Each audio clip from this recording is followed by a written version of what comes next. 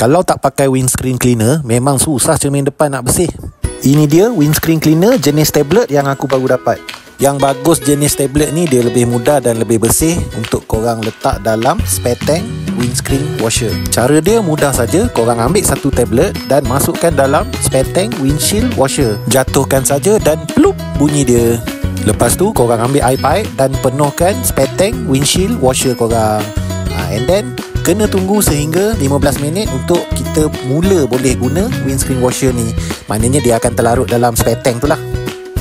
Okey, so dah 15 minit, korang boleh tengok sendirilah bila kita tembak air wiper tu, nampak dia akan berbuih.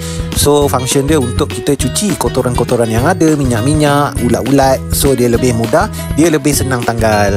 Korang nampak tak bila kita pandang dari dalaman kereta, cermin depan memang fully clear. Nah, korang tengok dah sendiri kotoran-kotoran yang dah tanggal disebabkan tablet windscreen washer ni. Memang terbaik. Jadi tunggu apa lagi? Korang boleh beli, tekan beg kuning di bawah.